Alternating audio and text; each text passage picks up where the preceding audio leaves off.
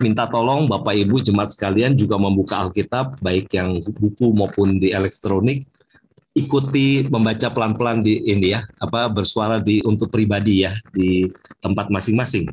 Saya yang bacakan, Bapak Ibu silahkan membaca juga secara perlahan di tempat masing-masing ya. Habakuk 1 ayat ke-5 sampai dengan ayat yang ke-11, demikian firman Tuhan. Lihatlah di antara bangsa-bangsa dan perhatikanlah. Jadilah heran dan tercengang-cengang. Sebab aku melakukan suatu pekerjaan dalam zamanmu yang tidak akan kamu percayai jika diceritakan. Sebab sesungguhnya akulah yang membangkitkan orang Kasdim. Bangsa yang garang dan tangkas itu, yang melintasi lintas bujur bumi untuk menduduki tempat kediaman yang bukan kepunyaan mereka. Bangsa itu dahsyat dan menakutkan. Keadilannya dan keluhurannya berasal daripadanya sendiri. Kudanya lebih cepat daripada macan tutul dan lebih ganas daripada serigala pada waktu malam. Pasukan berkudanya datang menderap, dari jauh mereka datang terbang seperti raja wali yang menyambar mangsa. Seluruh bangsa itu datang untuk melakukan kekerasan. Serbuan pasukan depannya seperti angin timur, dan mereka mengumpulkan tawanan seperti banyaknya pasir. Raja-raja dicemoohkannya, dan penguasa-penguasa menjadi tertawaannya. Ditertawakannya tiap tempat berkubu, ditimbunkannya tanah dan direbutnya tempat itu. Maka berlarilah mereka seperti angin dan bergerak terus.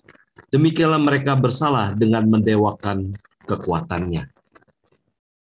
Sampai demikian jauh pembacaan firman Tuhan. Bapak Ibu yang dikasihi Tuhan, ini adalah bagian firman Tuhan dari Habakuk yang akan kita sama-sama gali. Bapak Ibu akan mendapat kesempatan juga untuk tanya jawab begitu ya, untuk apa yang menjadi keraguan atau nanti ada yang mau menyampaikan sesuatu juga boleh sharing dari bagian ini. Kita berharap firman Tuhan malam hari ini sungguh meneguhkan kita dan semakin kita memahami kalau ada sesuatu yang terjadi di hidup ini dengan melihat bagaimana Tuhan memimpin bangsa Israel dan mengajar bangsa Israel gitu ya. Oke, malam hari ini kita akan sama-sama mendengarkan kesaksian gitu ya. Kesaksian malam hari ini akan dipimpin oleh Saudara David. Apakah Saudara David Huai sudah ada? Hadir, Oke. Oh, pakai nama David Arison, jadi saya pikir ada orang lain lagi. Wajahnya belum muncul, sekarang udah muncul, itu udah benar. Iya, kita akan bersama-sama mendengarkan apa yang menjadi kesaksian yang sudah didapat oleh Bapak David begitu ya, untuk kita bersama. Silakan Pak David. Oke, ya. Selamat malam teman-teman semuanya. Selamat malam Pak Netsen, untuk para penatua yang hadir di ruang Zoom kita malam hari ini. Jadi tadinya saya pikir sih pembahasan kita malam hari ini dari ayat 5 sampai dengan ayat yang ke-17, tapi ternyata sampai di ayat ke-11 ya. Oke, jadi saya coba menyampaikan apa yang saya sudah pelajari dan saya dapat dari pembacaan kita. Jadi kalau kita lihat di kitab Habakuk ini, kita tahu bahwa kitab Habakuk ini adalah kitab dari nabi-nabi kecil.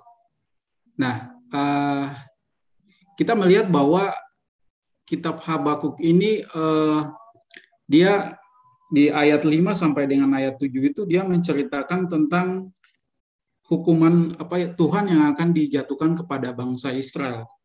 Jadi di ayat 5 itu mengatakan bahwa aku akan melakukan sesuatu pekerjaan dalam zamanmu yang tidak akan kamu percayai. Nah, saya melihat di sini bahwa ketika Tuhan menyatakan itu kepada Habakuk, tentu Habakuk tidak bertanya kepada Tuhan dia tidak bertanya apakah ini benar akan terjadi atau tidak. Tapi menurut saya bahwa Habakuk percaya bahwa apa yang sudah disampaikan atau dinubuatkan oleh Tuhan itu akan terjadi. Nah, cuma saya kadang melihat ketika pencobaan itu datang kepada bangsa Israel, kadang kita berpikir gini, kalau misalnya pencobaan itu datang dari suatu bangsa yang mungkin secara iman mereka lebih baik daripada bangsa Israel, mungkin itu oke lah ya. Tapi itu pemikiran saya. Kadang saya berpikirnya seperti itu. Tapi ini bangsa yang akan Tuhan menghukum bangsa Israel itu melalui suatu bangsa Kasdim yang memang secara keimanan mereka pun mereka adalah bangsa yang berdosa juga gitu. Jadi itu kadang jadi suatu pertanyaan juga buat kita, kenapa sih Tuhan nggak ngasih aja mungkin pencobaan-pencobaan yang lain, misalnya ya mungkin bencana alam atau mungkin malapetaka apa yang mungkin bisa mendisiplinkan bangsa Israel sehingga dia bertobat gitu loh. Tapi Tuhan mengizinkan atau Tuhan memberikan hukumannya itu melalui bangsa Kasdim gitu, yang adalah notabene adalah bangsa yang berdosa juga gitu.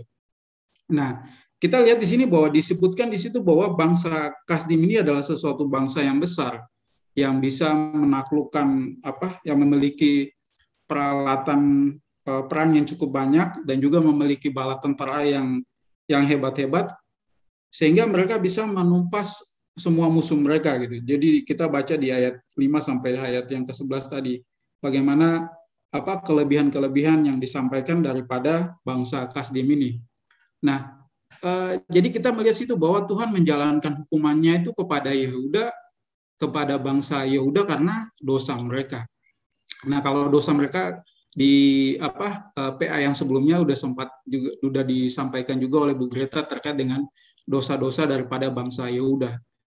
Nah, saya melihat di sini bahwa ketika Tuhan melakukan hukuman terhadap bangsa Yehuda itu dalam dia ingin membentuk bangsa Yehuda gitu.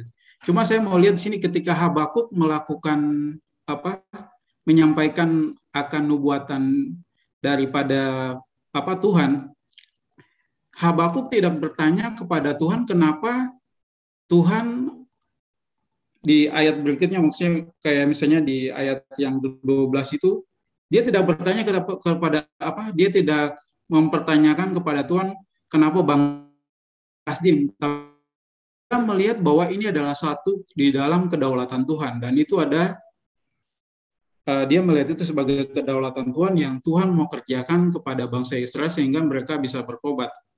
Jadi saya melihat kadang kalau misalnya kita belajar dari kitab Ayub, jadi kadang kalau misalnya di dalam kitab Habakuk ini kita melihat bahwa dia melihat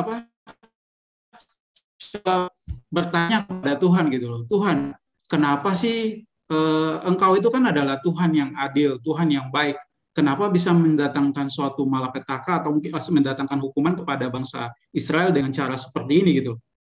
Jadi dia seakan-akan bertanya kepada Tuhan. Kadang pergumulan kita kalau misalnya kita di dalam pergumulan atau di dalam konflik-konflik yang terjadi di dalam kehidupan kita, seringkali kita enggan untuk bertanya kepada Tuhan gitu, karena kita berpikir bahwa Tuhan itu udah yang berdaulat gitu. Padahal sesungguhnya ketika kita mau bertumbuh di dalam keimanan kita, harusnya kita bertanya kepada Tuhan, kenapa Tuhan melakukan ini bagi kita gitu. Jadi kalau misalnya kita baca di kitab Ayub, bagaimana Ayub bertanya kepada Tuhan. Jadi teman-temannya Ayub itu menyatakan bahwa kamu tuh salah. Jadi teman-temannya Ayub menyatakan bahwa bukan Tuhan yang salah. Tapi di situ kita melihat bahwa bukan Ayubnya yang salah, tapi Tuhan mau bahwa Ayub itu berperkara dengan Tuhan gitu. Sehingga kehidupan Ayub itu bisa membuat dia mengerti bahwa segala sesuatu yang terjadi di dalam kehidupannya dia itu adalah di dalam kehendak Tuhan, dan Tuhan mau dia belajar bagaimana mengerti bahwa segala sesuatu yang terjadi itu di dalam kedaulatan Tuhan. Nah, sama seperti yang kita baca di kitab Habakuk ini. Bagaimana Tuhan memakai dia dan Tuhan menyatakan bahwa segala sesuatu yang Tuhan lakukan itu bukan hanya untuk bukan hanya kepada Habakuk belajar bahwa Tuhan bisa melakukan hal-hal yang bisa mendisiplinkan bangsa Israel melalui cara-cara yang dipikir oleh kita sebagai manusia, cara-cara yang wajar. Tapi kadang Tuhan menginginkan kita belajar lebih daripada itu. Nah, itu yang saya saya dapatkan dari pembelajaran kita. Itu sih beberapa poin pertama yang mungkin bisa saya sampaikan, Pak Yuga. Nanti mungkin kalau ada hal-hal lagi nanti bisa saya tambahkan. Thank you, Pak.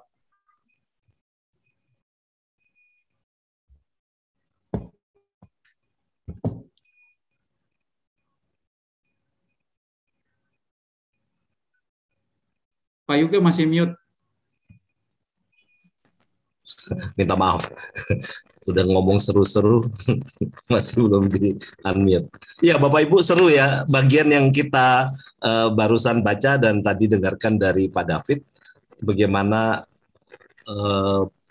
Tuhan memberikan atau memperkenankan ada sesuatu yang dalam tanda kutip aneh gitu ya, nggak biasa begitu.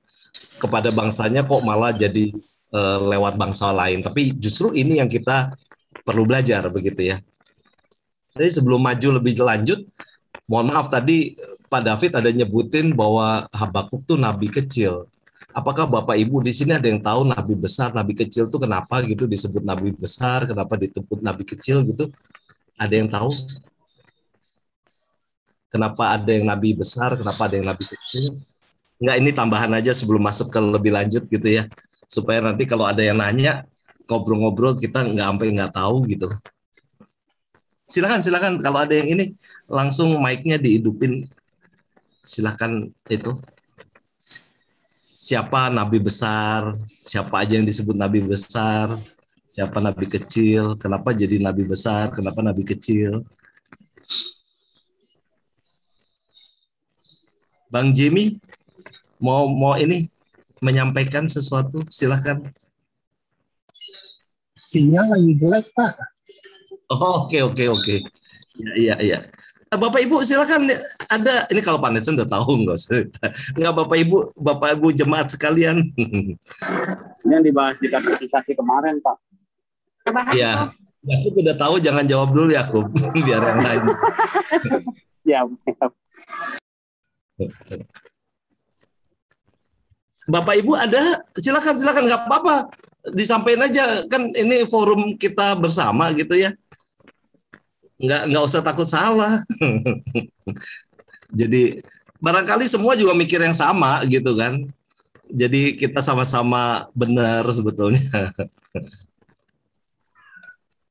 Jadi Nabi ini ya, Nabi besar.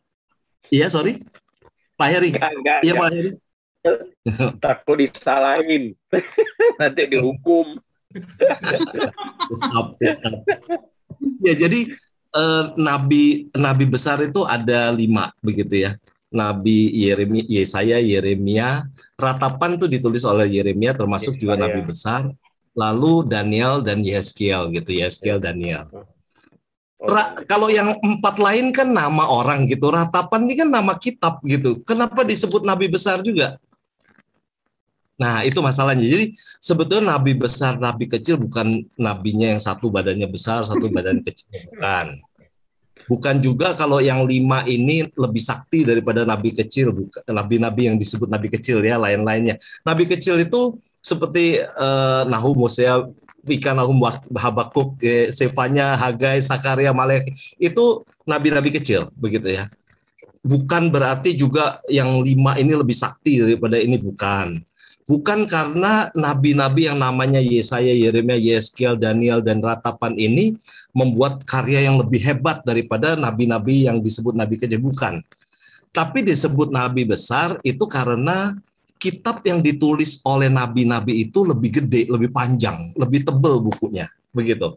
Jadi besar bukunya, begitu. Besar karya, bukan karya, tapi tulisannya itu lebih panjang. Itu menyebabkan nabi itu disebut nabi besar. Jadi kalau kita lihat Nabi Yesaya, Yeremia, Ratapan, Daniel, Yeskiel, ayatnya panjang-panjang, pasalnya panjang-panjang gitu ya. Dikala yang lain itu yang disebut nabi kecil, ayatnya lebih sedikit, pasalnya lebih sedikit. Itu. Jadi jangan sampai keliru nanti kalau suatu hari orang nanya nabi besar, nabi kecil, itu ya jangan bilang oh Nabi Yesaya karena lebih sakti. Soalnya kenapa Nabi Musa nggak dimasukin? Kenapa Abraham nggak dimasukin begitu kan nabi besar? Jadi bukan karena karyanya begitu ya. Ratapan kenapa disebut nabi besar? Padahal dia kan nama kitab itu kalau mau ngomong itu. Ya, jadi karena kitab itu kitab yang panjang. Ini itu umum aja begitu ya disebut nabi besar nabi kecil. Kira-kira di abad 18 mulainya disebut itu begitu ya. Kira-kira begitu. Ya, oke. Kita akan masuk ke next itunya program, yaitu silakan. Kalau dari Bapak Ibu ada yang mau menanggapi atau ada yang mau menanyakan dan lain-lain, kita bisa diskusi sama-sama. Jadi forumnya sekarang kita setelah mendengarkan sharing, kita akan diskusi bersama ya. Apa yang kita dapat dari Habakuk 1 ayat 5 sampai dengan ayat yang ke-11 tadi. Silakan Bapak Ibu, jangan sungkan. Teman-teman jangan sungkan. Monggo. Kalau ada yang mau sharing juga boleh. Kalau ada di dalam hidupnya rasanya kayaknya mirip-mirip sama yang dialami sama bangsa Israel ini juga boleh begitu ya. Ada Tuhan perkenalkan musuh yang menyerang hidup kita begitu. Bapak, saya mau bertanya. Oh iya, silakan Vera. Kan di sini di ayat 8 kan katanya kudanya lebih cepat daripada macan tutul dan lebih ganas daripada serigala pada waktu malam. Pasukan berkudanya datang menderap dari jauh, mereka datang terbang seperti raja wali yang menyambar mangsa. Nah, apakah kita bisa menerima ini secara tata bahasa? Kan kita tahu ya maksudnya kenapa di sini kuda itu lebih cepat dari macan tutul gitu. Artinya tuh kayak gimana gitu mentafsirnya dalam ayat ini gitu, Pak. Sedangkan yang saya tahu itu biasanya kuda itu lebih lambat dan macan tutul itu lebih cepat, seperti itu. Terima kasih. Ya. Thank you Vera. Nah, ayo silakan. Bapak Ibu yang di sini bisa saling memberikan ini pendapatnya, masukannya. Silakan. Ayo. Bagus nih yang ditanya Vera. Betul, itu malah dibilangnya lebih cepat dari ini kan angin timur lagi. Emang angin timur cepatnya kayak apa begitu kan? Saya sampai coba cari-cari angin timur seperti apa begitu ya. Kenapa pakai istilah ini? Derapnya kan disebut nih pasukan berderap jauh terbang seperti Raja Wali menyambar mangsa. Raja Wali itu kalau nyambar mangsa, waduh nukik sejet pasti kena begitu. Tapi disebutnya ini pasukannya sampai seperti gitu, pasukan berkudanya hebat ya. Tadi kayak macan tutul kalah. Sekarang Raja Wali juga kayak Raja Wali lagi disebutnya yang lagi nukik begitu. Luar biasa. Pasukan depannya seperti angin timur. Nah, loh. Ayo silakan. Sharing-sharing aja. Iya. Pak Yuke. Iya, Pak. Saya izin nambahin sedikit supaya lebih seru mungkin nanti diskusinya. Jadi, ya, silakan Pak Heri. Saya mau nambahkan begini. Di ayat 5 itu kan kalau saya melihatnya bahwa orang-orang itu bangsa-bangsa kan tercengang-cengang, kaget. Jadi bukan cuma Habakuk aja nggak percaya kok Tuhan memakai orang jahat, orang kafir, bla bla bla. Gambarannya nanti di ayat 6 sampai 10 tentang tadi yang ditanya oleh Vera tadi. Jadi sebelumnya Habakuk itu kan berteriak kepada Tuhan di ayat 1 sampai 4, seakan-akan tidak didengar gitu loh. Tapi kemudian di ayat 5 inilah Tuhan menjawab, sesungguhnya karena untuk menghukum Yehuda dengan bangsa Kasdim yang jahat, yang kafir ya, seperti itu. Nah, ringkas supaya kita semakin di ayat 6 dikatakan dia garang, bangsa yang garang, ya tentaranya tangkas, seperti itu.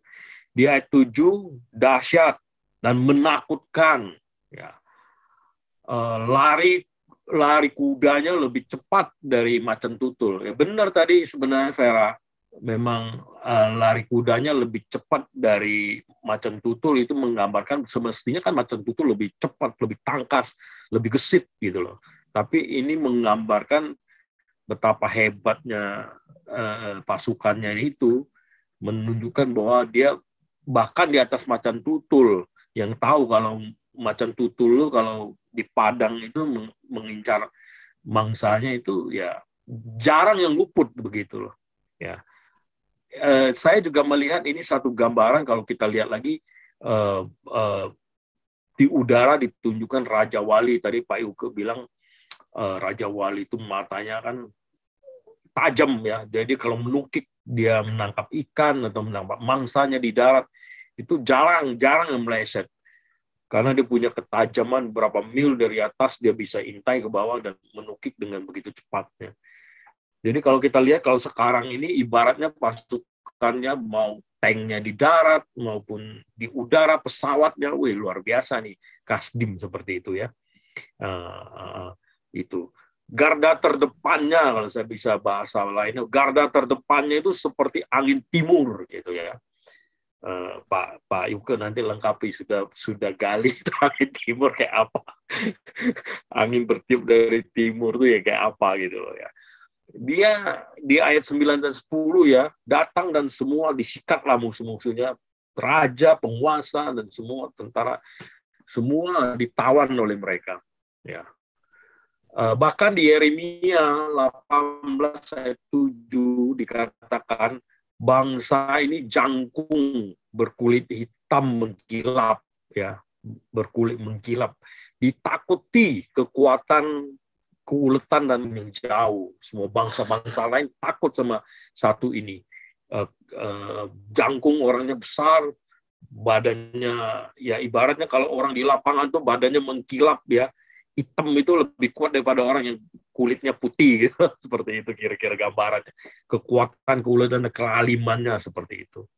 Nah, ayat 11 ini gambaran satu kesombongan. Karena kehebatan mereka jadi sombong. Mereka anggap mereka dewa, mereka Tuhan, seperti itu. Seperti itu ya. Jadi saya mengajak kita juga diskusi selain tadi apa yang disampaikan oleh Vera. Saya mencatat ada beberapa hal nih. Kenapa Tuhan harus menghukum dengan cara meminjam tangan musuh?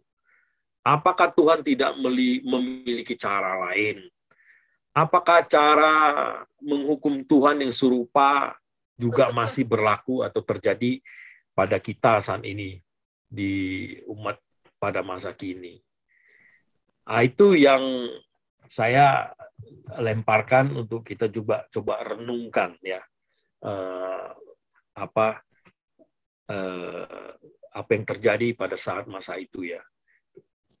Nah, saya kira itu sementara yang ingin saya sampaikan. Ada beberapa poin juga sebenarnya saya aplikasi buat pribadi saya, nanti kalau ada waktu bisa saya sharingkan juga. Terima kasih Pak Yuke. Oke, thank you Pak Heri. Ya, thank you masukannya. Silakan Bapak Ibu yang lain.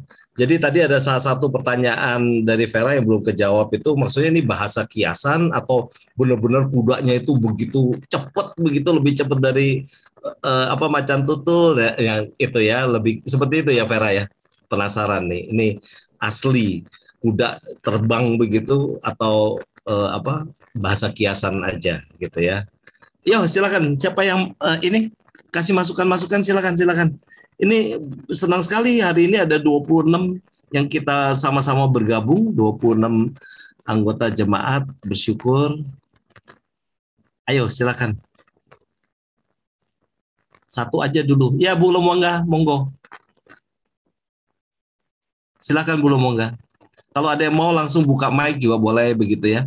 Bu Lomongga mau bicara silakan di unmute. Nah.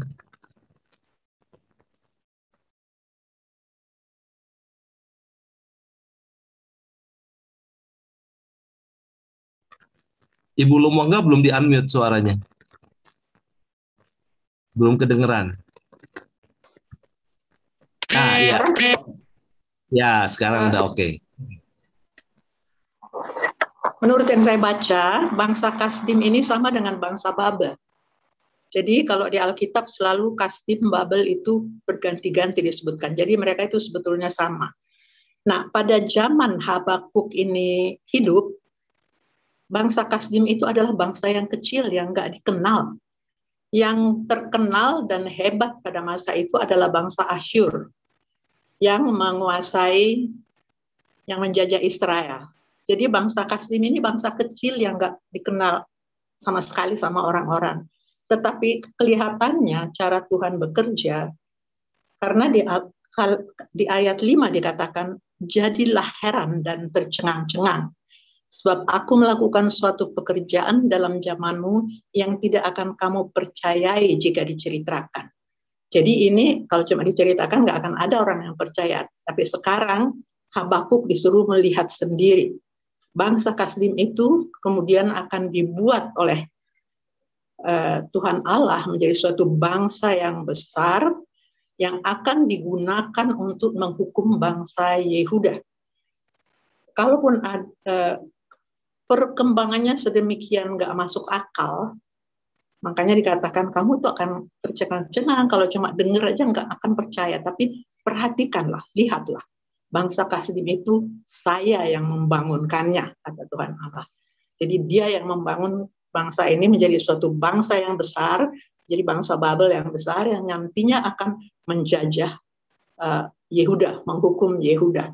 Jadi kelihatannya Tuhan, karena bangsa Yehuda ini sudah sangat jauh menyeleweng, melupakan Tuhan, Tuhan Allah memang selalu bekerja dengan cara yang sangat hebat untuk mengembalikan umatnya supaya ingat sama dia.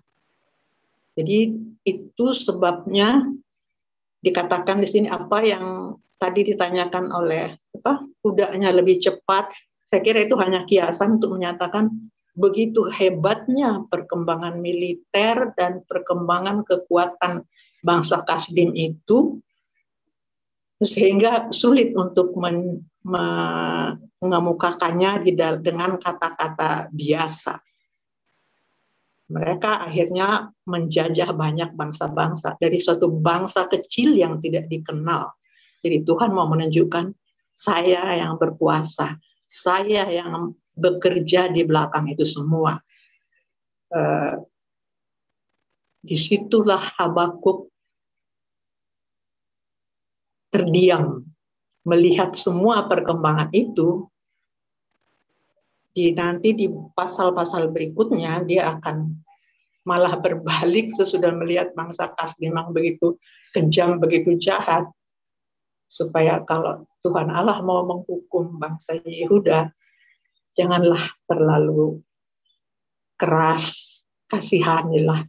Tapi Habakuk percaya dari nanti ayat selanjutnya, dari sejarah perjalanan bangsa Israel keluar dari Mesir, walaupun mereka jatuh bangun, Tuhan Allah selalu menarik mereka kembali. Jadi ini barangkali yang bisa saya tambah dari yang saya baca, Pak. Terima kasih Ibu Tengah, masukannya bagus sekali, thank you. Jadi kita punya gambaran ya, memang ujungnya tuh penawanan di Babelonia itu ya menjadi puncak dari itu. Tapi memang yang menjadi pertanyaan itu waktu minta tolong kok malah jadi seperti ini begitu ya, pendidikan itu yang ini yang kita mau diskus sama-sama, seperti apa sih sebetulnya yang Allah kehendaki dengan kejadian-kejadian seperti gini. Sebab bisa jadi yang seperti gini mirip nanti yang kita alami. Tapi jangan sampai kita jadi malah mundur karena kita sudah melihat apa yang terjadi di Habakuk ini yang diceritakan oleh Habakuk. Ya silakan. Ada yang mau kasih masukan lagi? Pak Yuga, mungkin saya tambahin satu poin. Tadi saya lupa kelewat sih. Ya silakan. Ya jadi saya coba ngajak kita baca di ayat 6a ya. Di ayat 6a itu bunyinya seperti ini. Sebab sesungguhnya akulah yang membangkitkan orang Kasdim. Terus kita baca lagi ke ayat 11b. Demikianlah mereka bersalah dan mendewakan kekuatannya. Jadi kalau kita coba paralelkan dua ayat ini, seakan-akan di satu sisi Tuhan tuh mengangkat bangsa Kasdim, tapi di sisi lain kadang di ayat 11-nya itu kita melihat bahwa dengan Tuhan mengangkat mereka menjadi congkak, mereka merasa mereka hebat, dan mereka merasa bahwa kekuatannya mereka itu yang bisa menyelamatkan mereka gitu. Jadi di sini kadang ada satu istilahnya bisa muncul satu pertanyaan buat kita ya. Tuhan mengangkat bangsa Kasdim, tapi di sisi lain akhirnya bangsa itu mendewakan kekuatannya mereka, Bu. Jadi kita melihat di sini bahwa ketika Tuhan bekerja bahwa itu kadang kita maksudnya kadang di luar nalarnya kita sebagai kita diangkat, mungkin kita mendapatkan sesuatu hal yang baik di dalam kehidupan kita. Itu perlu juga mungkin kita merenungkan apakah memang ini yang Tuhan kehendaki di dalam kehidupan kita ya. Maksudnya jangan sampai itu malah menjadi sesuatu yang membuat kita jauh dari Tuhan gitu. Jangan sampai mungkin kita dengan mendapatkan kekayaan itu malah menjauhkan kita daripada Tuhan. Jangan sampai dengan kekayaan kita dapat, mungkin itu akan menjadi suatu dewa kita di dalam kehidupan kita, yang menjadi suatu semacam laci di dalam kehidupan kita yang bisa kita andalkan, dan kadang kita meminggirkan kedaulatan Tuhan gitu. Jadi saya coba mendapat poin yang saya dapat juga dari ayat 6a dan ayat yang ke-11b tadi.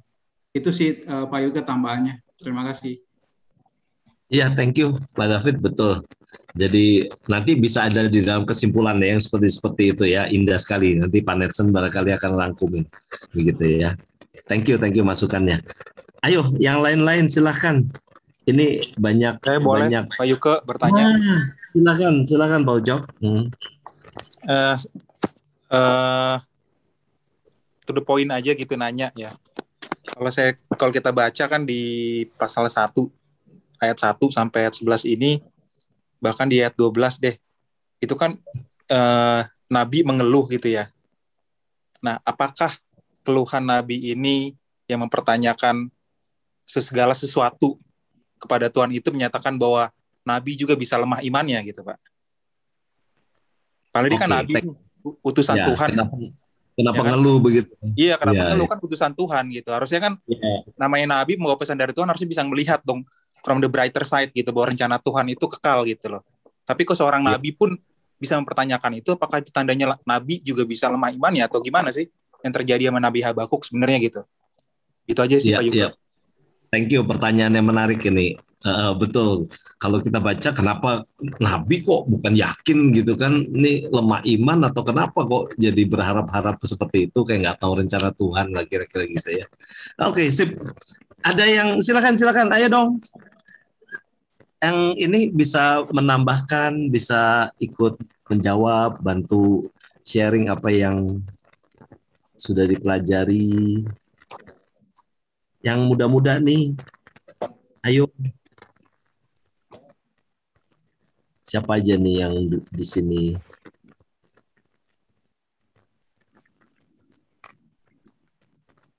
Ini ada banyak ini.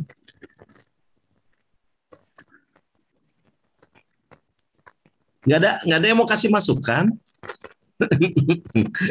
Waduh, saya mancing pertanyaannya kurang ini kali. Atau ada yang ngalamin nggak di dalam hidupnya pernah gitu ya, belajar, diajar oleh Tuhan melalui digocok sama musuh begitu. So ini bisa jadi kita memang merasa ada tugas yang sedang bekerja dengan orang lain, kita mengalami kejahatan orang lain begitu, yang kita rasa kok kita minta tolong Tuhan, bukannya Tuhan tolong, mak kita kebelbes gitu.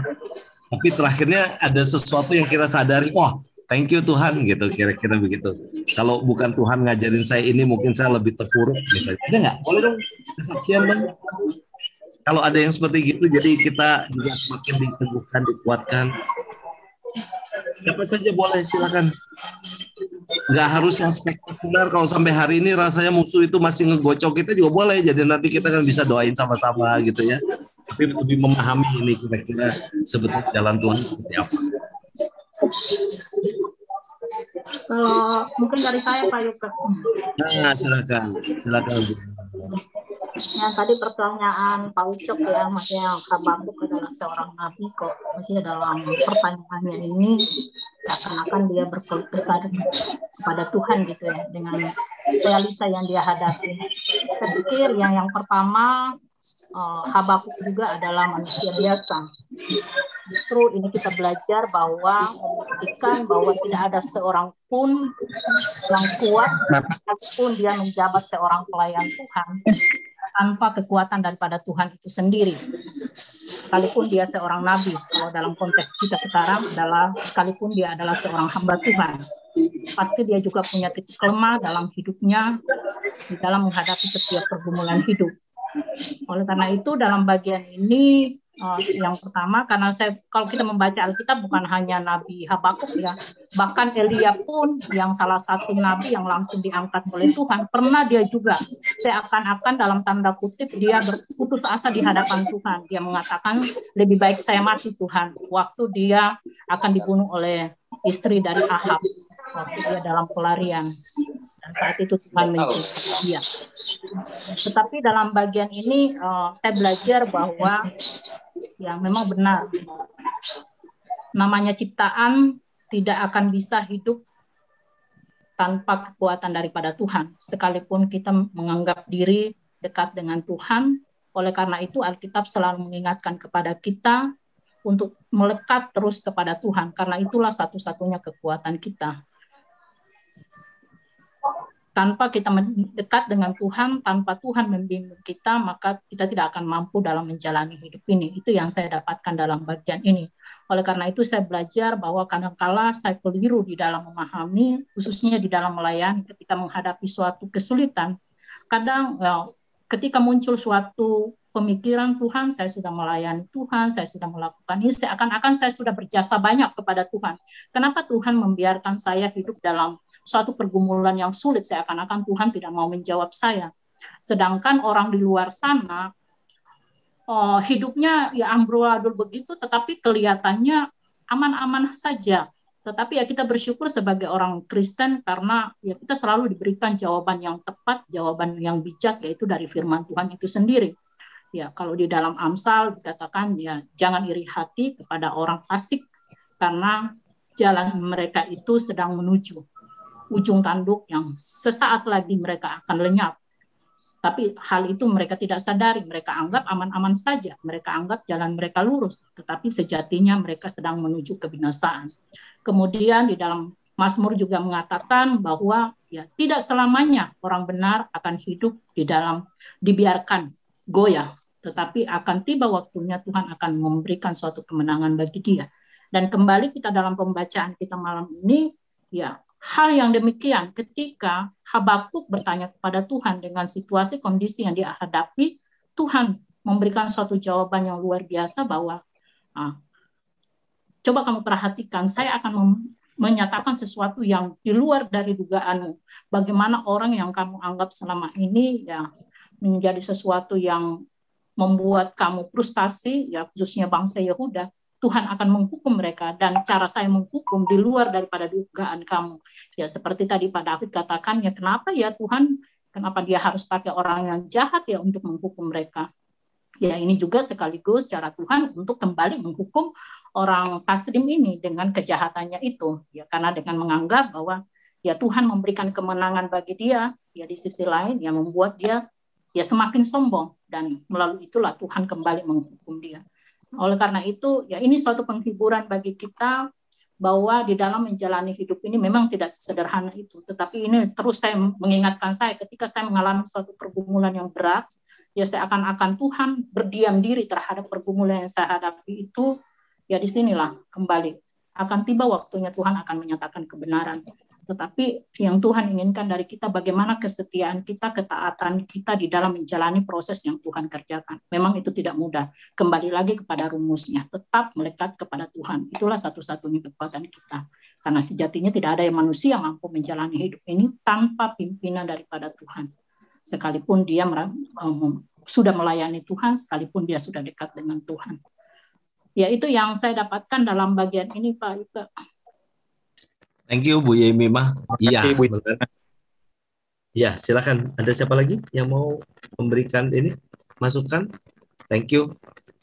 Ya, jadi nabi juga manusia biasa, begitu ya. Izin Pak Yuka. Ya, silakan. Dengan siapa ini? Ini Pak Yuka.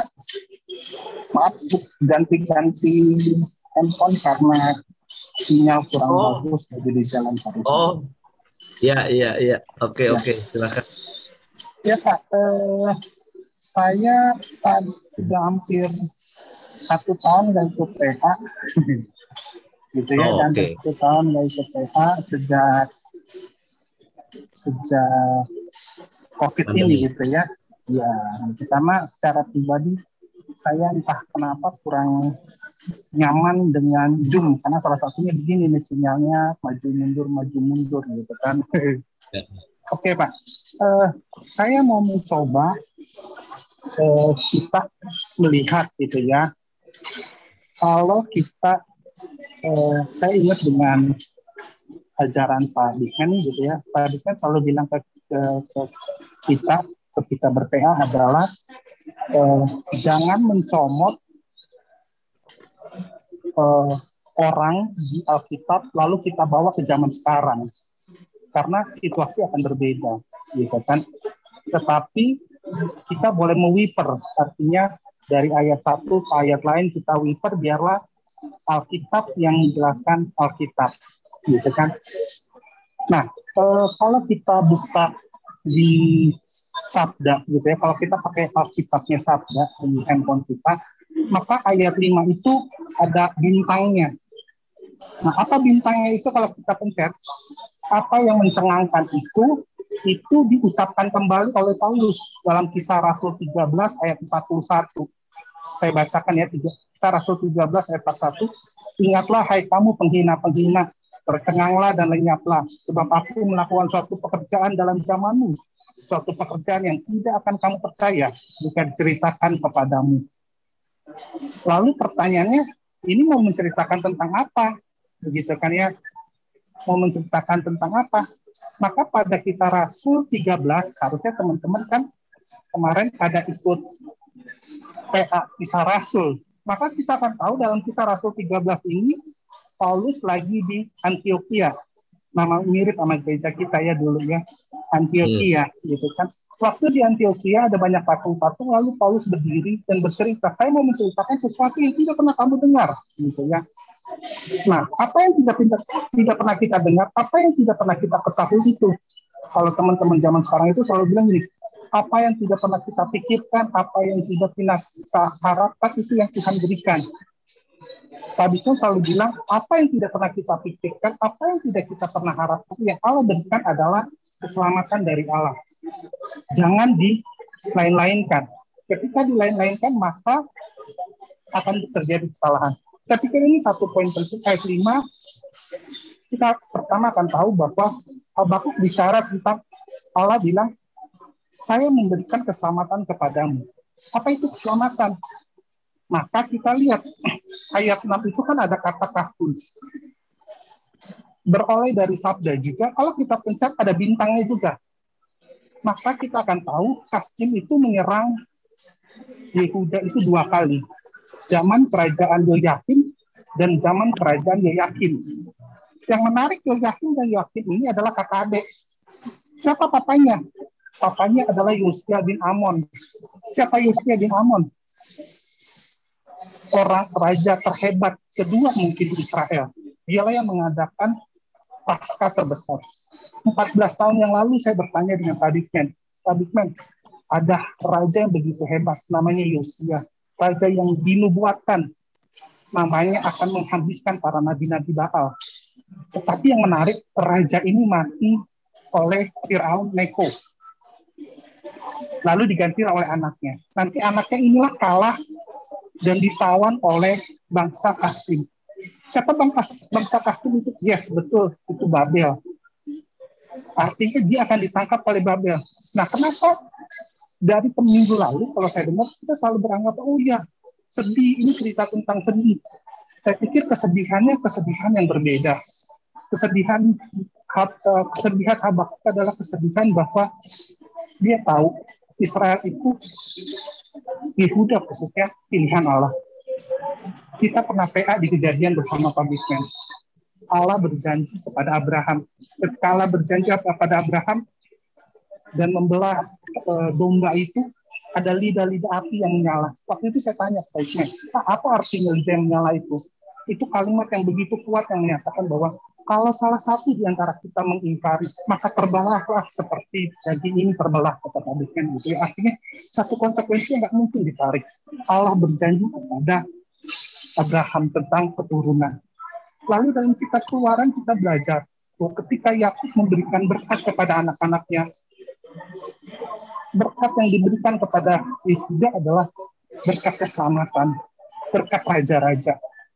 Maka Habakuk adalah salah satu dari nabi yang melihat bahwa dan dikasih tahu oleh Allah bahwa Yehuda akan selesai.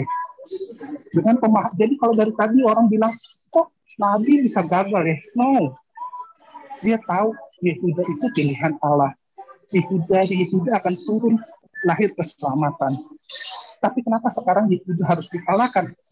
Akan oleh Allah sendiri. Nah, itulah kesedihannya Habakuk. Saya pikir yang kadang-kadang saya tadi mengharap PK-nya bisa lebih mendalam. Gitu ya. Kenapa Habakuk sebegitu menangis? Nanti kalau pada saat di Habakuk pasal terakhir, ketika Habakuk menangis, ketika dia bilang gini, sekalipun pohon ara tidak berbuah, sekalipun pohon zaitun tidak berbunga, sekalipun kambing domba dihalap, artinya apa? Tidak ada apa-apa lagi itu. Tapi hatiku bisa beria. Kenapa dia bisa beria? Karena dia tahu Tuhan punya keselamatan. Bahwa Yehuda akan selesai, yes. Kalau saya kutip kata Pak Yusman, Yehuda akan selesai, Jin. Yehuda akan selesai. Tapi keturunan dari Yehuda itulah yang akan menyelamatkan. Itu yang bikin hati kita beria. Nanti menarik adalah ketika kita bilang sekalipun pohon ara tidak berbuah, Tuhan Yesus masuk ke kota Yerusalem, dan dia ketemu pohon ara, dan dia bilang pohon aranya nggak berbuah, dan dia mengutuk pohon ara itu. Teman-teman yang belajar teologi STT gitu ya, saya sih kagak belajar di sempalan doang. Tahu apa itu pohon ara? Pohon ara itu Israel. Dan Paulus dalam Ibrani kalau nggak salah ya, dia bilang gini, pohon ara itu Tuhan tebang, Tuhan yang tebang sendiri pohon aranya itu. Tapi tunas keselamatannya Kristus tetap ada. Jadi saya pikir Habakuk bukan cerita maaf remeh-temeh tentang oh saya susah, oh saya sedih, bukan. Dia bercerita bahwa Tuhan janji loh keselamatan itu dari Tuhan. Tuhan janji loh keturunan Abraham itu diberkati. Tapi kok Tuhan sekarang selesaikan Yehuda? Ya, kalau saya pernah bincang dengan Pak Nelson, saya bilang gini, Pak, ketika Yosia hidup, Yeremia juga hidup. Ketika Yosia mengadakan pasca besar-besaran, Yeremia dikasih tahu sama Tuhan, oh Yehuda akan dihancurkan. Gimana nggak sedih? Maka kita tahu ayat 1 sampai 4 yang di atas yang dia sedih. Kita tahu sedihnya itu sedih kenapa? Bahwa seakan-akan kita tahu sekarang bahwa oh iya nanti keselamatan itu dari Kristus. Paulus mengkonklusikan itu gitu ya, bukan keturunan-keturunanmu, tapi keturunan satu tunggal bilang gitu ya.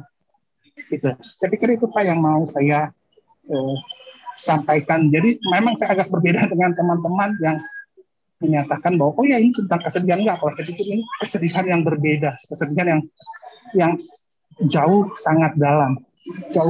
Dan mereka belum melihat ujungnya itu. Kita bisa melihatnya karena sudah tahu di ujungnya. Itu Pak Yuda. Terima kasih. Thank you Pak Jimmy. Ya, menarik ya kalau kita benar-benar menggali seperti yang tadi Pak Jimmy sampaikan. Memang semua yang disampaikan di dalam Perjanjian Lama merujuknya kepada Kristus begitu ya. Dan apa yang alami oleh apa yang disampaikan oleh para nabi itu sebetulnya semua menceritakan tentang keselamatan yang dilambangkan dengan bagaimana umat pilihan itu selalu melawan Tuhan meskipun Tuhan berbalas kasihan kepada mereka. Nah, ini yang boleh kita itu sama-sama ya. Silakan. Kalau ada lagi yang mau memberikan masukan, thank you ya, Pak Jimmy ya. Pak Yuke. Ya. Pak Yuke, sedikit Pak Yuke. Iya, silakan. Saya tadi sisakan sedikit. Tadi saya sisakan sedikit, saya belum ngomong. Ini saya mau ngomong yang saya dapatkan. Jadi aplikasi buat pribadi saya dalam 5-11 ayat ini. Di ayat 5-11 saja. Nggak sampai ke belakang belum. Hal yang menarik yang saya dapatkan dari 5-11 ini adalah bahwa saya ada beberapa catatan nih. Saya lihat dulu ya. Pertama, kita seharusnya nggak perlu kaget, nggak perlu heran. Kalau Tuhan tuh berdaulat untuk menghukum orang berdosa. Dalam hal ini Yehuda. Dengan berbagai cara Tuhan yang kadang tak terpikir. Dia pakai bangsa Kasdim yang tidak diduga, yang kalau Bu Lumongga bilang itu suatu bangsa yang kecil, tetapi saya lebih lihat kepada dia sebagai orang kafir. Kalau kita merujuk kepada firman Tuhan kembali bahwa itu ditulis di dalam di dalam Yeremia 18 ayat 7 tadi saya bilang ya. Jadi selain itu ada lagi rujukan kalau kita lihat ini ayat ini berkait ya, seperti Pak Jimmy tadi bilang kita nggak boleh comot-comot. Saya juga ambilnya dari referensi dari ayat tersebut, silang apa istilahnya? Referensi silangnya ayat ini. Cross reference. Ya. Nah, sebenarnya tadi saya ada pertanyaan yang saya lemparkan. Apakah Tuhan itu tidak punya cara lain untuk menghukum? Kalau kita lihat sejarah raja-raja bangsa Israel, selalu bukan cuma kali ini, sebelumnya dan sesudahnya juga Tuhan menghukum dengan cara begitu. Lucu seperti Tuhan kayaknya kayak adegan anak kecil begitu loh. Musuh dipakai untuk menghakimi, untuk menindas Israel. Nanti Tuhan balas itu orang yang bangsa-bangsa yang menindas Israel. Itu ulang berulang seperti itu. Yang kalau kita lihat, ya. Tetapi ada yang menarik. Sebenarnya Yehezkiel tulis di dalam pasal 5 ayat 6-7. Saya bacain ya. Ia sudah memberontak terhadap peraturan-peraturanku. Ini maksudnya Yehuda ya. Lebih jahat daripada bangsa-bangsa dan terhadap ketetapan-ketetapanku. Lebih jahat dari negeri-negeri yang di sekitarnya. Karena mereka menolak peraturan-peraturanku. Dan kelakuan mereka tidak selaras dengan ketetapan-ketetapanku. Sebab itu, beginilah firman Tuhan Allah. Oleh karena engkau lebih jahat daripada bangsa-bangsa sekitarmu, dan kelakuanmu tidak selaras dengan ketetapan-ketetapanku, dan engkau tidak melakukan peraturan-peraturanku, bahkan engkau melakukan peraturan-peraturan bangsa-bangsa yang di sekitarmu. Artinya dia beralih dari Tuhan menyembah ke berhala dan sebagainya. Jadi saat bangsa Israel tidak setia kepada Tuhan, tidak taat kepada Tuhan, berpaling dari Allah, Yahweh, itu mereka Tuhan bilang lebih jahat dari bangsa lain. Jadi sepantasnya lah kalau dilihat kafir, entah itu kadang bangsa Moab, Amon yang Tuhan pakai, dan kali ini Kasdim yang dipakai ya, untuk menjajah, untuk menindas orang Israel. Karena Israel saat itu lebih jahat daripada mereka sesungguhnya. Nah itu. Jadi nggak usah kaget. Saya mendapatkan itu, nggak usah kaget. Bahwa Tuhan berbagai cara. Kedaulatan Tuhan itu. Yang paling hati-hati supaya nggak kaget-kaget adalah kita nggak waspada dengan dosa. Jangan main-main dengan dosa. Itu yang saya dapatkan secara pribadi. Satu poin itu. Dan poin lagi, Poin yang lain adalah jangan sombong. Seperti tadi Pak David bilang, jangan sombong. Kasdim kamu dipakai untuk menghakimi orang lain. Ya. Di ayat 11 dia jadi sombong. Ya. Aplikasinya buat saya adalah kesekarangan ini adalah baik kita, kepintaran kita, ilmu kita, kecakapan kita, skill kita, apalah status kita, kekayaan kita, kedudukan kita, dan lain sebagainya. Itu bukan karena itu Tuhan kalau mau pakai kita sebagai alat di tangannya. Kalau Tuhan kita mau pakai kita untuk menasihati orang lain, untuk dipakai sebagai alat untuk memberkati orang lain, nggak usah sombong. Bukan karena kehebatanmu itu kalau Tuhan pakai. Nah, itu kita patutnya justru bersyukur kepada Tuhan. Kita jangan terjebak seperti bangsa Kasdim. Kasdim boleh sombong, itu normal. Karena dia orang kafir. Kita sudah diselamatkan. Harusnya kita tidak seperti itu. Satu hal lagi menjadi refleksi bagi saya. Sebetulnya kita ini orang kafir. Sama seperti Kasdim. Sombong dengan keangkuhan, dengan menindas, menjajah, melakukan kekerasan, dan lain sebagainya, ya seharusnya pantas dihukum. Ketika kita dulu belum dihidupkan Tuhan kembali, menjadi manusia baru. Harusnya kita terus bersyukur kepada Tuhan. Saya bersyukur, kasih karunia Allah lah, sehingga hukuman yang dulu kalau saya lihat, bangsa Israel perjanjian lama bertolak belakang dengan perjanjian baru. Dulu bangsa Israel, Tuhan harus pakai bangsa lain untuk menghukum dia. Atau dengan cara lain Tuhan menghukum mereka di padang gurun. Tetapi sekarang kita terisap di dalam karunia anugerah Tuhan itu kepada kita. Ketika kita berdosa, Tuhan nggak menghukum kita. Tetapi Tuhan mengutus anaknya, Yesus Kristus, menggantikan saya dihukum. Ini luar biasa. Ini ketika saya merenungkan ini, saya hampir meneteskan air mata. Saya bersyukur kepada Tuhan bahwa memang berbeda cara Tuhan ketika menangani kita orang berdosa di anugerahnya. Tuhan Yesus sendiri yang menggantikan kita untuk dihukum. Saya kira itu yang saya mau sampaikan berkat firman Tuhan malam ini. Dari Habakuk 1 ayat 5 sampai 11 saja loh. Belum nanti yang jauh ke dalam lagi sampai pasal 3 seperti tadi Pak Jimmy banyak ungkapkan. Dari cuman berapa ayat ini aja luar biasa. Luar biasa. Saya kira itu. Terima kasih. Tuhan memberkati. Thank you, Neri. Ya, thank you masukannya lagi. Oke, thank you. Gimana yang lain? Ada yang mau tambahkan lagi? Betul ya, penggalian-penggalian gini kalau kita lihat ke perjanjian lama, kita lihat perjanjian baru, kita hubungkan dengan apa yang menjadi rencana Allah yang digenapi di dalam perjanjian baru menjadi menarik gitu ya. Kenapa Allah memakai hal-hal itu, dan itu seperti berulang-ulang karena nanti di perjanjian baru juga dialami lagi begitu ya, model-model seperti gitu ada begitu ya di dalam perjalanan Kristus menuju ke Golgota ya. Iya, ada lagi yang mau tambahkan? Silahkan. Pak Yuke. Yes, David, ya. Pak David. Ya, Pak, mungkin saya coba menjawab pertanyaan Pak Ucok tadi menurut pemahaman saya ya, yang saya dapatkan gitu.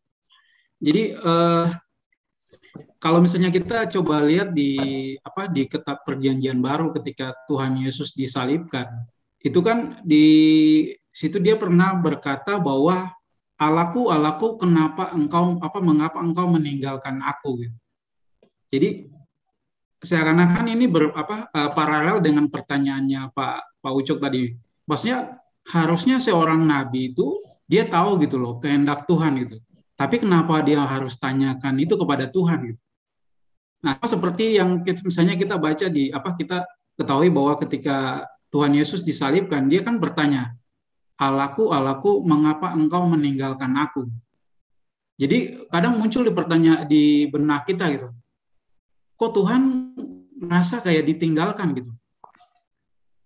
Nah, saya punya pemahaman sih, maksudnya beberapa khotbah yang saya dengar, saya berpikir begini bahwa ketika kita mendapatkan suatu pergumulan, ada saat-saat di mana kita merasa bahwa Tuhan tuh nggak ada gitu. Kita merasa bahwa kok saya kayaknya berjalan sendiri, Tuhan nggak ada nih, kayak Tuhan meninggalkan saya gitu loh. Nah, saat-saat seperti itulah kita nggak mungkin datang kepada, misalnya kita memiliki konflik dengan orang lain atau dengan siapapun itu. Kalau misalnya kita mau berperkara dengan orang tersebut, maka kita nggak akan selesai gitu. Kita nggak akan, ya, kalau bahasa ada salah satu pengkhotbah, kita nggak akan naik, nggak akan bertumbuh. Tapi ketika kita datang kepada Tuhan dan bertanya kepada Tuhan, nah di situ kita akan bertumbuh. Sama seperti kalau misalnya kita baca di kitab Ayub yang tadi saya sempat singgung. Jadi ketika dia mengalami pencobaan di dalam hidupnya, dia tidak datang, maksudnya dia tidak menyalahkan misalnya kepada anak buahnya, ini kenapa sih sampai kalian bisa lalai, sampai semua harta kekayaan saya bisa habis gitu loh. Tapi dia datang kepada Tuhan. Dan juga ketika teman-temannya itu datang kepada dia dan memberikan nasihat kepada dia, mereka bilang bahwa kamu pasti ada yang salah gitu. Tapi enggak, si Ayub enggak berpikir seperti itu, tapi dia datang kepada Tuhan. Nah, ketika memberikan, ya mungkin jawabannya itu, ya mungkin itu tergantung pergumulan kita masing-masing ya. Jadi pasti ketika Tuhan, kita datang kepada Tuhan. Nah, menurut saya sih di situ adalah pertumbuhan iman kita. Tapi kalau kita balik kepada persoalan kita, mah kita nggak akan bertumbuh di situ. Jadi kita akan bolak-balik di situ, muter-muter di situ. Jadi kita nggak akan bertumbuh. Itu sih yang saya dapat dari pembelajaran saya yang saya coba dengar di YouTube ataupun dari khotbah-khotbah gitu. Ya, thank you Pak Yuke. Terima kasih Pak David untuk tambahannya. Ya, ada yang mau menggambarkan bagaimana hal itu berhubungan dengan Kristus misalnya? Atau nanti Pak Nelson kali ya? Tapi kalau ada yang mau tanya juga boleh, silakan.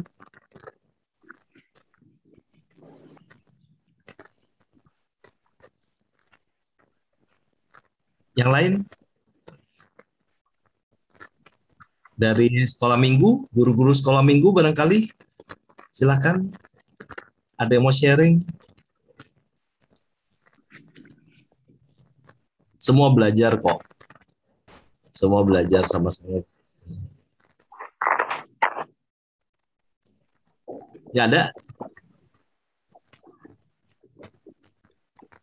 Ya, kita melihat ya betapa luar biasanya kisah Habakuk ini sebetulnya.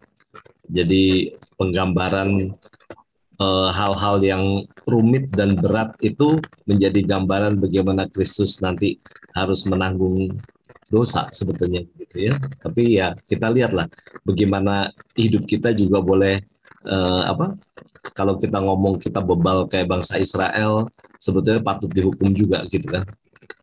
Kalau menggambarkan itunya ya. Karena kita ini benar-benar diberikan belas kasihan. Nah, cuman caranya memang beda-beda begitu ya. Pak Oscar nih biasanya ada ini nih, insight. Pak Oscar boleh kalau ini kasih masukan. Pas dulu Pak Yuke. Pas ya, oke, sip. Bang Saud nggak datang ya hari ini. Bang Saud ada ini, boleh kasih ini ya. Kak Jimmy ada mau tambahin lagi kali Kak Jimmy? Tadi belum tuntas 100%, dah baru 80%. Ada dikit lagi tuh.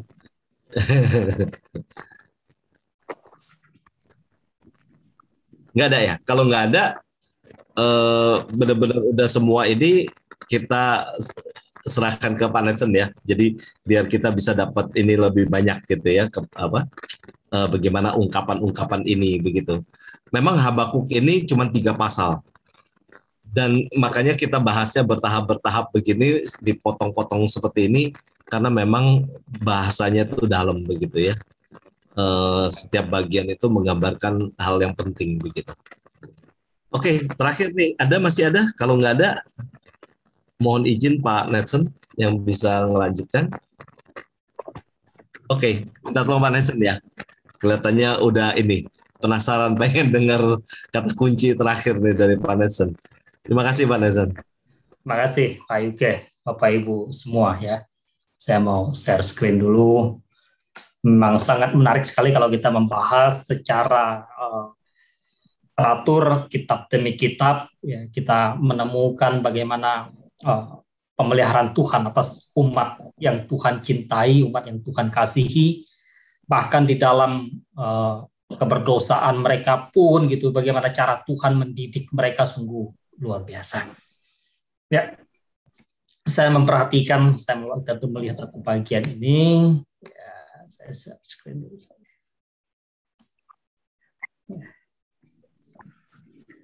Ya, Allah menyampaikan berita yang mengagetkan gitu ya, kepada Habakuk dan juga kepada orang Yehuda. Kalau dalam minggu yang lalu atau dalam beberapa waktu yang lalu kita melihat satu gambaran perenungan Habakuk, bukan satu bentuk kecengengan dia, tapi melihat satu pergumulan umat Tuhan, ya umat Yehuda yang Tuhan sudah panggil keluar tanah Mesir, kemudian masuk tanah Kanaan. Namun pada akhirnya toh mereka tidak mengasihi Tuhan gitu ya. Setelah raja yang begitu mereformasi kehidupan umat Israel, menghancurkan segala berhala, namun pada akhirnya ya digantikan oleh raja yang kemudian jahat lagi, raja yang bebal, raja yang tidak takut Tuhan. Umat Yehuda pun kembali dalam satu ketidaktaatan.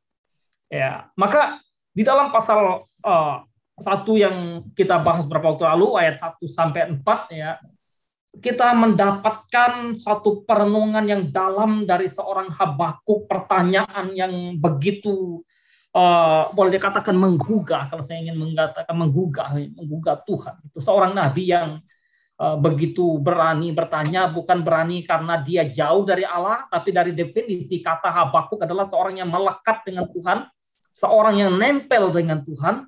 Maka keakraban, kedekatan dengan Tuhan itulah yang membuat Habakuk bertanya kepada Tuhan. Ya, layaknya seperti seorang Abraham yang begitu dekat dengan Tuhan, ya, Nuh yang sahabat Allah gitu ya. Abraham juga waktu Sodom dan Gomora mau dibinasakan, Abraham pun berbicara dengan Tuhan.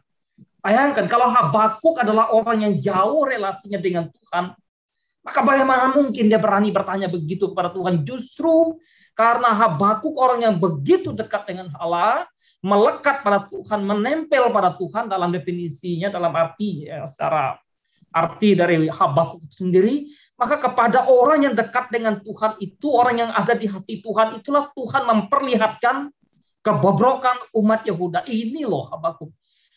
Ini hatiku dan aku memperlihatkan kepadamu apa yang menjadi isi hatiku. Betapa Yehuda itu hancur, betapa Yehuda itu jahat. Ya. Supaya Habakuk pun mengetahui apa yang menjadi isi hati Tuhan. Ya. Saya menarik sekali menggumuli satu kitab Habakuk. Sehingga atas jawaban Tuhan kepada Habakuk, ya, satu keheningan yang bagi Habakuk kok Tuhan hening gitu ya.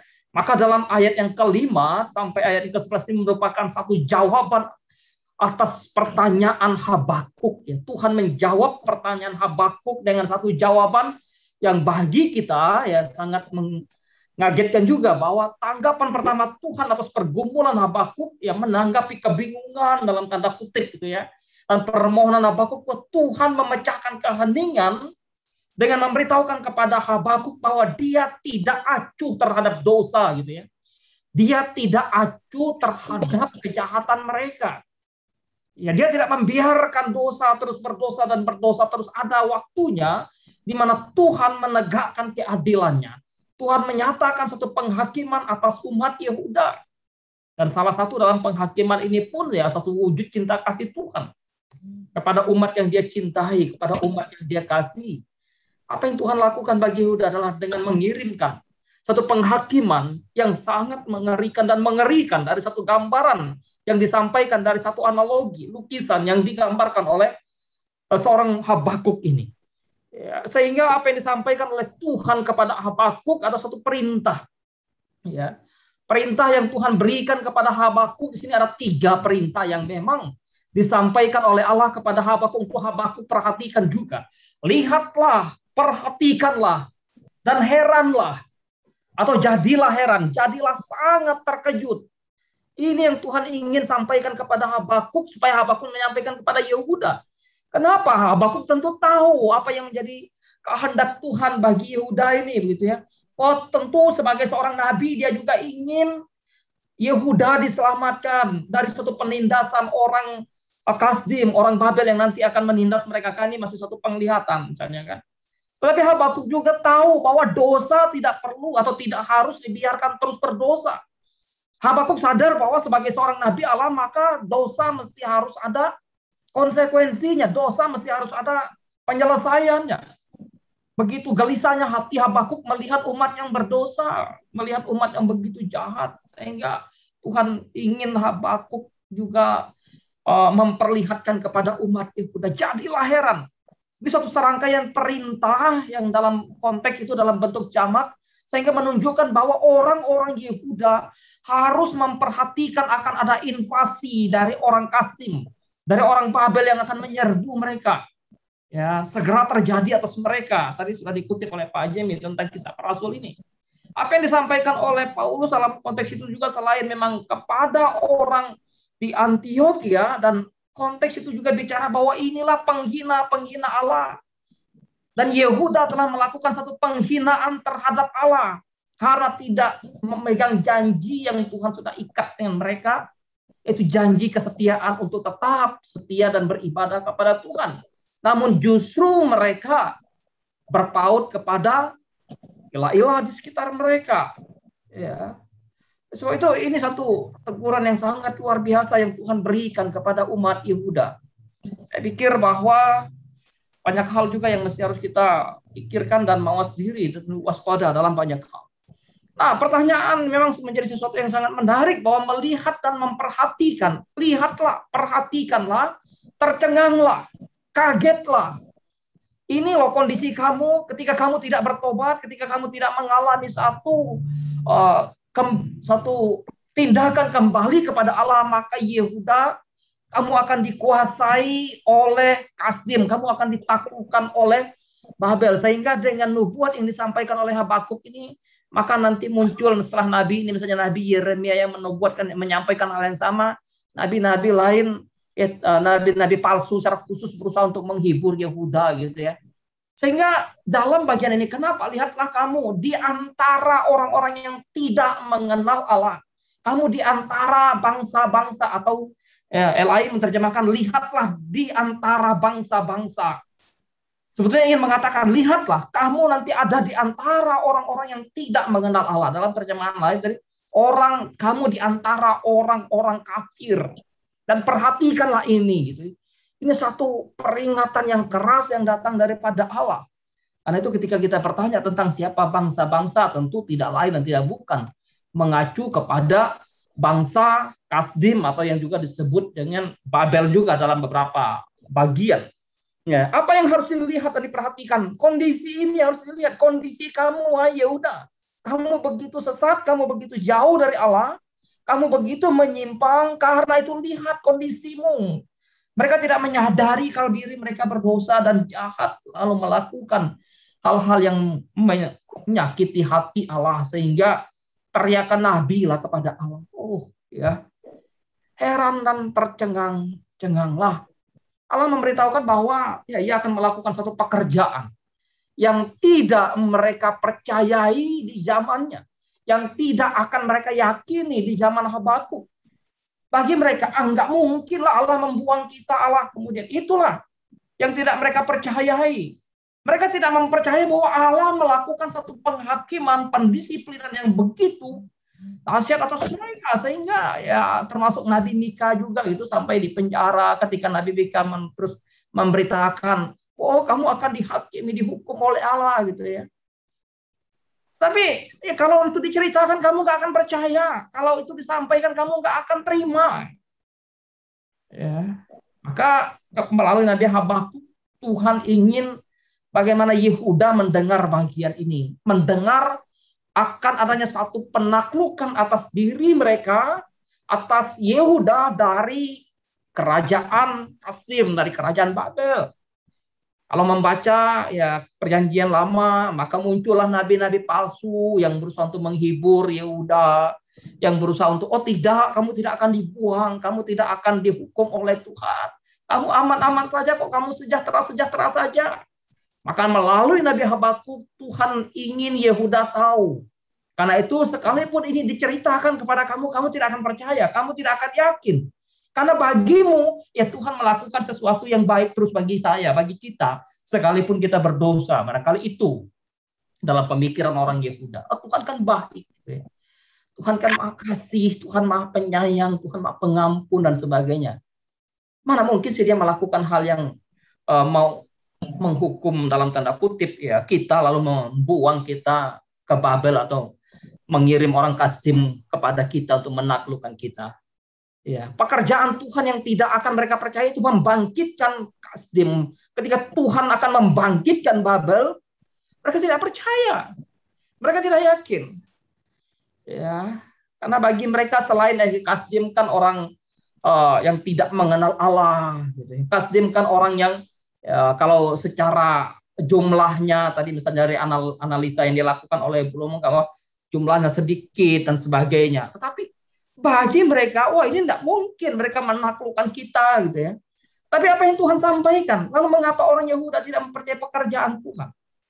Mengapa mereka tidak mempercayai pekerjaan yang dilakukan Allah? Saya pikir bahwa ini bukan Habakuk yang tidak percaya.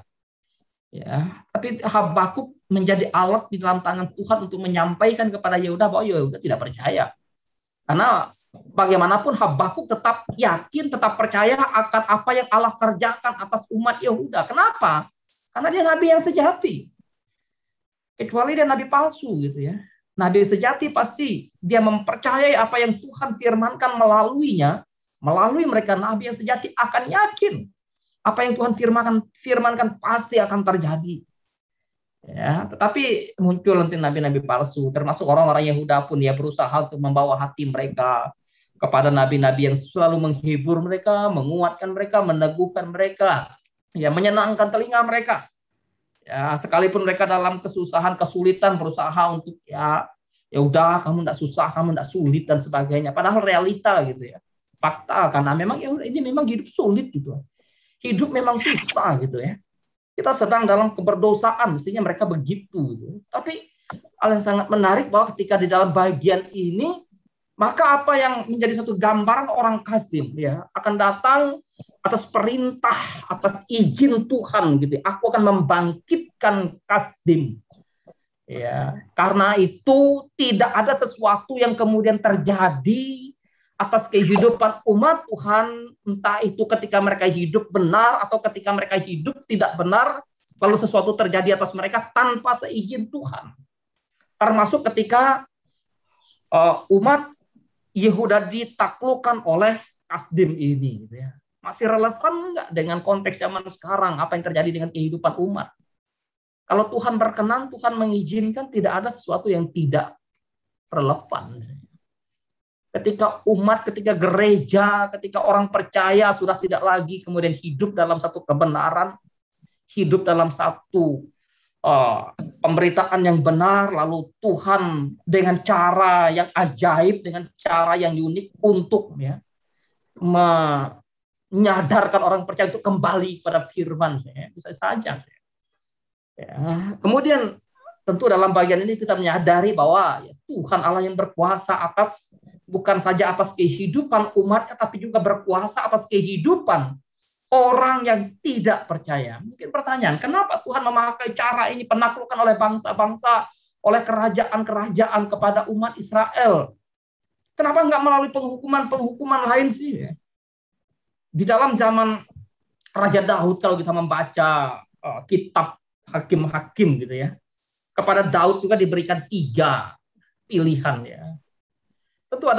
Tentu dalam konteks itu beda. Tetapi dalam bagian ini bahwa kenapa Tuhan pakai bangsa-bangsa di sekitar raja-raja di sekitar Israel untuk menaklukkan Israel? Jangan lupa, Berdosaan Israel adalah ketidakpercayaan mereka akan satu kerajaan Allah yang memimpin mereka. Waktu mereka mau Raja Saul, mereka menolak Tuhan sebagai teokrasi. Mereka menolak sistem teokrasi yang di mana Tuhan menjadi raja atas mereka yang memimpin mereka. Mereka justru menginginkan raja-raja dari dunia. Menginginkan raja-raja dari antara mereka. Raja Saul misalnya ya, diinginkan oleh mereka karena melihat raja-raja di sekitar mereka, melihat bangsa-bangsa di sekitar mereka, mereka memiliki raja. Kamu pikir gitu ya, raja hidup sebagai kerajaan, maka kamu pikir bahwa kamu akan kuat dengan raja secara manusia yang kamu punyai. Maka cara Tuhan untuk mendidik umat Tuhan itu luar biasa juga. Pakailah raja-raja ya, pada orang Israel kan pikir, oh raja kita hebat, Raja Saul gitu, Raja Daud ya. Bagus di zaman Raja Daud gitu ya, bagaimana Israel betul-betul dalam satu kondisi yang dipimpin atau boleh dikatakan dalam satu tim pemimpin yang takut akan Tuhan. Walaupun kemudian ada raja-raja yang begitu jahat ya, seperti Raja Manasye yang dilahirkan dari Raja Hizkia. Raja Hizkia diperpanjang Tuhan umurnya 15 tahun. Lalu melahirkan raja yang jahat. Dari raja yang jahat nanti lahir juga, tapi ada raja yang bagus. Ya. Dan kemudian raja yang bagus kemudian mati dari dibunuh oleh raja dari Mesir, ya, Raja Nikho. Ya.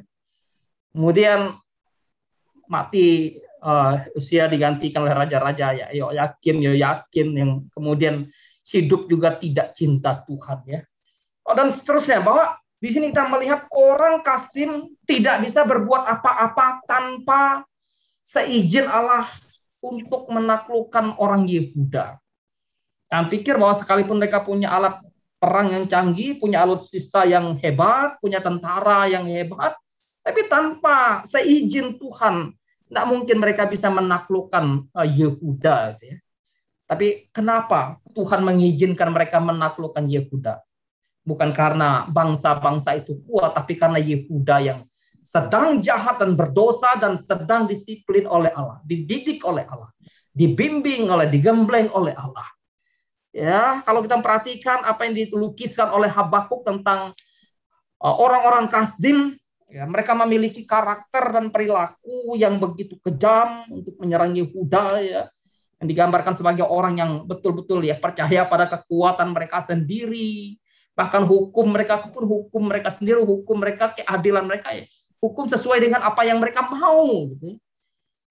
Jadi itulah gambaran kehidupan orang-orang Kasdim. Kalau kita baca juga di Yeremia pasal 51 ayat 20 dan seterusnya, situ juga Yeremia sangat lengkap mendeskripsikan, menggambarkan, melukiskan tentang orang-orang Kasdim. Ya. Nah, jelas dalam bagian ini orang Kasdim dikatakan orang yang bangsa yang garang, ya. Bangsa yang sangat-sangat garang, itu di dalam ayat yang ke-67 ya, ayat 6. Dikatakan mereka sesungguhnya akulah yang membangkitkan bangsa yang garang, yang tangkas itu, yang melintasi lintang busur bumi untuk menduduki tempat kediaman yang bukan kepunyaan mereka. Ya, mereka menduduki Yerusalem, menduduki Yehuda yang bukan tempat kediaman mereka. Itu tanah yang Tuhan janjikan kepada Israel. Ya. Lalu mereka menduduki. Maka Kasdim, ya, Babel, bukan hanya itu, tapi juga wilayah-wilayah lain. Ya. Termasuk juga kan Asyur jatuh di tangan Babel. Ya, mereka begitu garang, begitu tangkas, sehingga tidak boleh dikatakan tidak memiliki satu cinta kasih di dalam diri mereka. Ya, keadilan mereka jelas ya. Jadi kedamaian ya, tidak ada pada mereka ya. Mereka menduduki dengan tempat kediaman yang bukan kepunyaan mereka. Nah, kemudian kalau kita memperhatikan ayat ini juga ya, di dalam Raja-Raja juga pasal yang ke-24 ayat yang kedua juga menceritakan bagian ini, Raja-Raja. Tuhan menyuruh gerombolan-gerombolan Kasdim, gerombolan-gerombolan Aram, gerombolan-gerombolan Moab, dan gerombolan-gerombolan Bani Amon untuk melawan Yoyakim.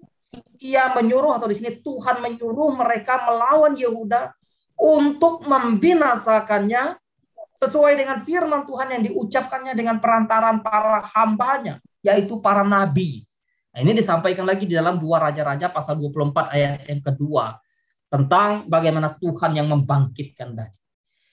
Jadi di sini kita melihat kok Tuhan pakai bangsa kafir, Tuhan pakai bangsa lain. Itulah cara mendidik Israel yang sebetulnya mereka punya Tuhan yang memimpin mereka, raja atas mereka, berkuasa atas mereka. Tetapi ketika mereka tidak hidup dalam kesungguhan, tidak hidup dalam ketaatan, tidak hidup di dalam satu penyembahan yang sungguh-sungguh pada Allah, maka Tuhan bisa pakai cara-cara yang ajaib, cara yang unik, saya pikir, untuk membentuk umatnya. Demikian juga sebetulnya ketika Tuhan membentuk kita.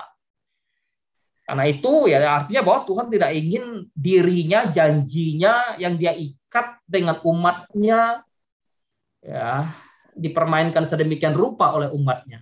Walaupun memang Tuhan juga menyadari bahwa umatnya tidak akan pernah mampu menggenapi, menjalani janji yang Tuhan ikat dengan dia. Karena itu Tuhanlah yang berjalan, ya, melintasi ya, korban binatang yang dikorbankan untuk suatu persembahan perjanjian antara dirinya dengan manusia. Ya, karena itu dalam konteks keselamatan, dalam konteks penebusan, penggenapan janji itu, maka Tuhan mengutus anaknya yaitu Tuhan Yesus Kristus ke dalam dunia untuk menggenapi janji itu. Ya, nah, bangsa yang dahsyat, bangsa yang menakutkan, itulah gambaran orang Kasdim. Jelas sekali ya, ayat yang ke-7. Bangsa itu dahsyat, menakutkan, keadilannya dan keluhurannya berasal dari padanya sendiri. Di sini kita melihat sehingga dalam ayat sebelumnya, maka hukum dikatakan kehilangan kekuatan. Keadilan muncul terbalik. Kenapa? Itulah kan pergumulan Nabi Habakuk di dalam ayat-ayat sebelumnya.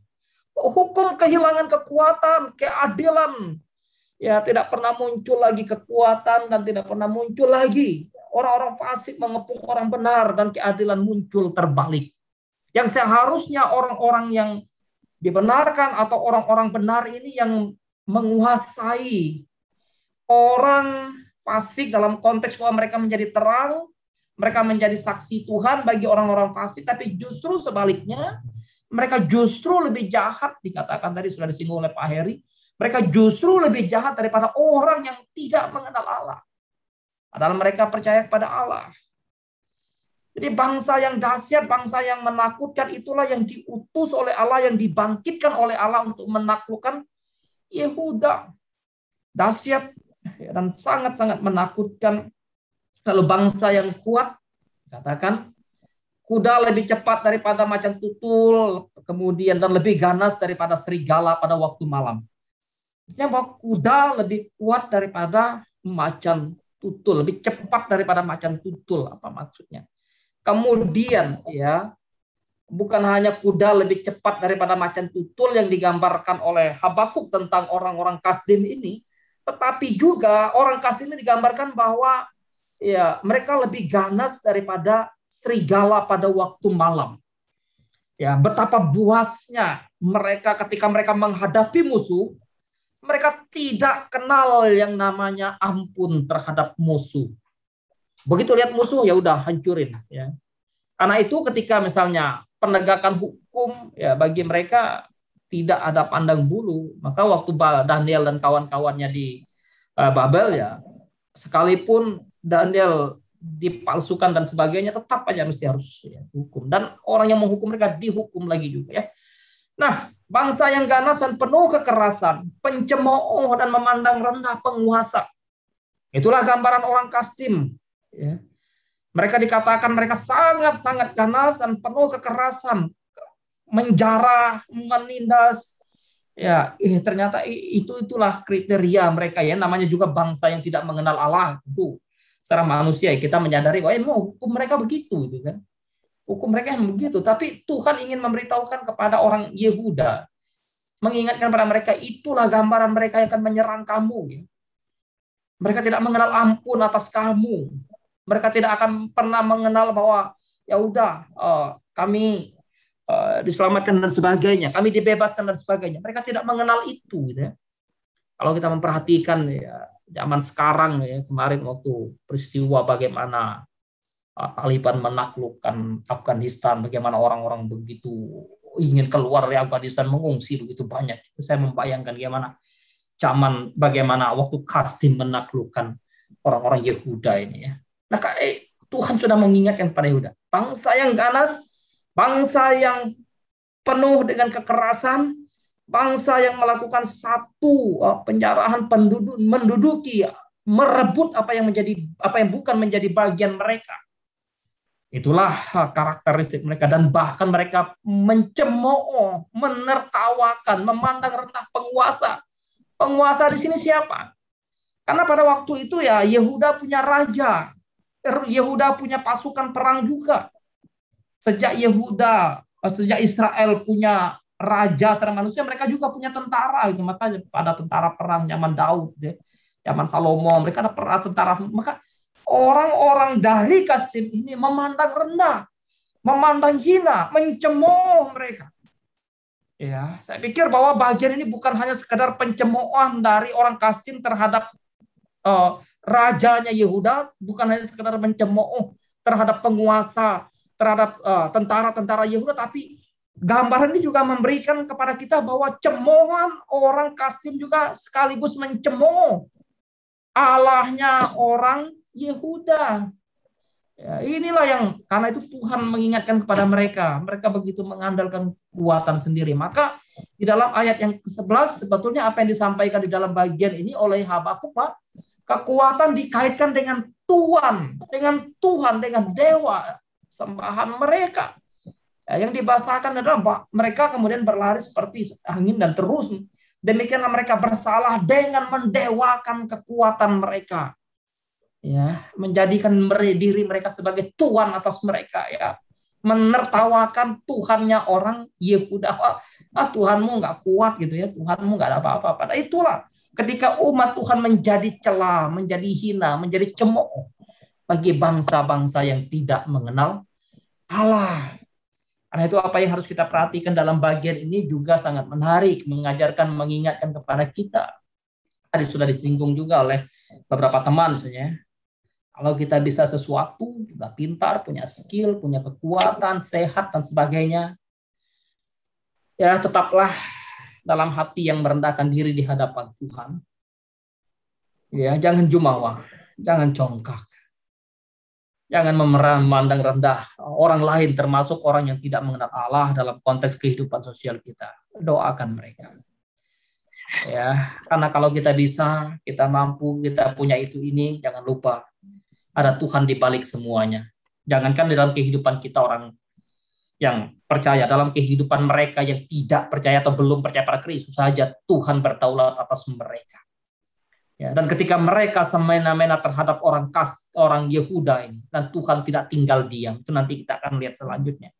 Mereka pun akan mengalami satu penghakiman yang datang daripada Allah.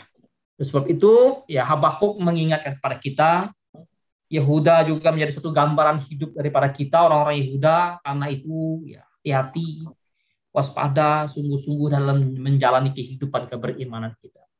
Ya, walaupun dalam kondisi yang tidak mudah, kehidupan banyak tantangan, banyak rintangan, banyak pergumulan, tetaplah menjadi pribadi yang melekat pada Tuhan, sebagaimana Habakuk. Ya.